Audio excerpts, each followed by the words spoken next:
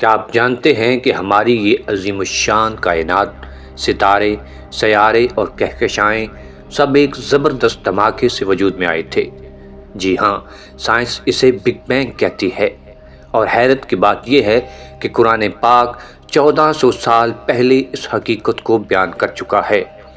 تو آئیے غور کرتے ہیں، کیا واقعہ ہی قرآن میں بگ بینگ کا تصور موجود ہے؟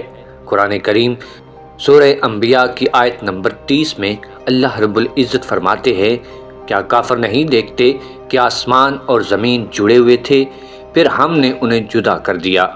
یہی وہ نظریہ جسے آج سائنس بگ بینگ تھیوری کہتے ہیں۔ سائنسدانوں کے مطابق کائنات کی ابتدا ایک انتہائی گرم گھنے نقطے سے ہوئی جسے سنگولیرٹی کہا جاتا ہے۔ پھر اچانک ایک زبردست دھماکہ ہوا اور کائنات پھیلنے لگی، اسی کو کہتے ہیں بگ بینگ۔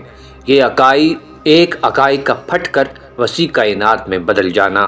قرآن کریم کی آیت کہتی ہے کہ زمین و آسمان رتق یعنی جڑے ہوئے تھے، فَوَتَقْنَاهُمَا، اور ہم نے انہیں پھاڑ دیا یعنی جدا کر دیا۔ کیا یہ صرف ایک اتفاق ہے یا رب کائنات کی طرف سے علم کا بے مثال مظاہرہ؟ یہ صرف بگ بینگ نہیں، قرآن میں زمین، بارش، پہاڑ، انسانی تخلیق، یہاں تک کہ شہد کی مکھی کی تفصیلات تک بیان کی گئی ہیں۔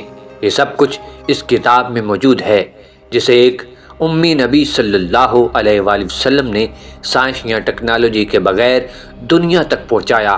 تو کیا یہ سب انسان کی عقل کا نتیجہ ہو سکتا ہے، یا یہ واقعہ ہی اس ذات کا کلام ہے جس نے انسان، زمین اور کائنات کو تخلیق کیا؟ رب کائنات نے ارشاد فرمایا، کیا یہ لوگ قرآن پر غور نہیں کرتے؟ قرآن وہ روشنی ہے جو نہ صرف دلوں کو منور کرتی ہے بلکہ سائنس کو بھی حیران کر دیتی ہے۔